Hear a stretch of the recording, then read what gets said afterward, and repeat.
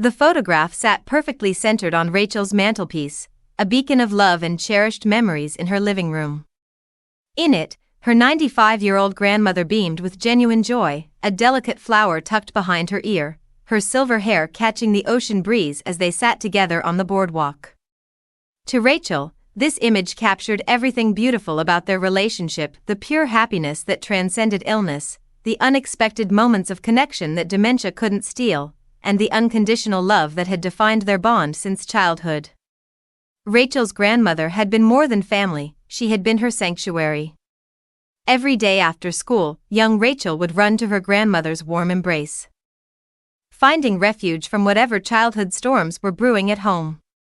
Summer vacations meant magical adventures together, just the two of them exploring new places, creating memories that would sustain Rachel through decades of life's challenges. Her grandmother had filled the maternal gaps with patience, wisdom, and endless cups of hot chocolate, accompanied by stories that made Rachel feel like the most important person in the world. When Alzheimer's crept into their lives like a thief in the night, it shattered the family's sense of normalcy. At 95, Rachel's grandmother, once sharp as a tack and elegant as a vintage movie star, began losing pieces of herself daily. The decision to place her in a nursing home had been agonizing, but necessary.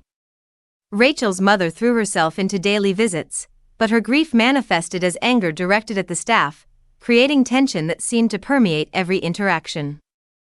Rachel found these visits unbearably painful.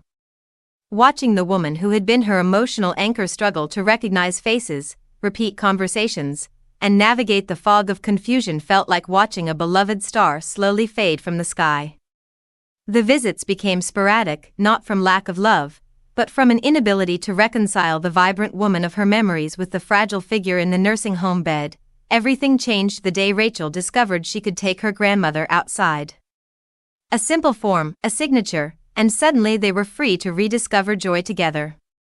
The nursing home sat beautifully positioned near the ocean, and Rachel would carefully wheel her grandmother onto the boardwalk where sea air filled their lungs and seagulls provided entertainment. During these precious outings, something magical happened. Despite the disease ravaging her mind, her grandmother's face would light up with unmistakable happiness. The photograph was born during one of these golden afternoons. Rachel had bought flowers from a nearby vendor, and on impulse, her grandmother had tucked one behind her ear, giggling like a schoolgirl. The spontaneous moment was so pure, so genuine, that Rachel quickly captured it with her phone. In that image, her grandmother wasn't a dementia patient, she was simply a woman enjoying a beautiful day, radiating contentment and love. After her grandmother passed 3 years later, Rachel carefully framed the photograph and gave it a place of honor on her mantelpiece. Every time she looked at it, she felt her grandmother's presence, remembered the sound of her laughter on those boardwalk adventures, and drew comfort from knowing that joy had persisted even in the darkest chapters of illness. But when Rachel's mother visited and saw the photograph, her reaction was explosive and devastating. "She looks disheveled and demented," her mother raged, her face flushed with indignation. "You should be ashamed of yourself for displaying her dementia for everyone to see." The words hit Rachel like physical blows, each accusation more painful than the last. Her mother's vision of appropriate remembrance was completely different. She wanted formal portraits where hair was perfectly styled, makeup flawlessly applied, and any evidence of illness carefully concealed. To her, dignity meant hiding vulnerability, presenting only the polished version of a person rather than celebrating their full humanity. The argument that followed was bitter and deeply personal. Rachel defended her choice passionately, explaining how the photograph captured authentic happiness and represented some of their most meaningful moments together.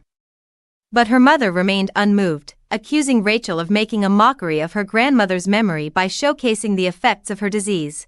The confrontation reached its ugly climax when both women reverted to childish behavior. Rachel's mother declared, "If I ever get that way, I forbid you to put up photos of me like that." A statement that revealed her own fears about aging and loss of control. Rachel's response was equally cutting. "Well, you would have dementia then and won't be able to control everything like you always do." The words escaped before she could stop them, exposing decades of frustration with her mother's domineering personality. Now her mother was wounded by the suggestion that she might develop dementia herself, as if Rachel had cursed her with some terrible fate. The irony was thick. A woman who had spent years caring for her own mother with Alzheimer's was devastated by the mere possibility of experiencing the same journey. The aftermath left both women hurt and confused. They loved each other deeply, that had never been in question. But grief manifests differently in every person, and their approaches to honoring memory couldn't have been more opposed. Rachel saw beauty in authenticity, in celebrating the moments when love transcended illness. Her mother saw dignity in preservation, in maintaining the illusion of eternal strength and composure. The photograph remained on the mantelpiece, a silent witness to family dynamics that were simultaneously dysfunctional and deeply loving. In quiet moments, Rachel wondered if her mother's reaction came from her own guilt about the nursing home placement, or fear of her own mortality, or simply a different way of processing loss. What do you think about this family conflict? Should memories focus on a person's healthiest moments, or is there beauty in celebrating all phases of life, including illness? How should families honor loved ones who have suffered from dementia? Share your thoughts on this complex situation involving love, loss, and different approaches to grief.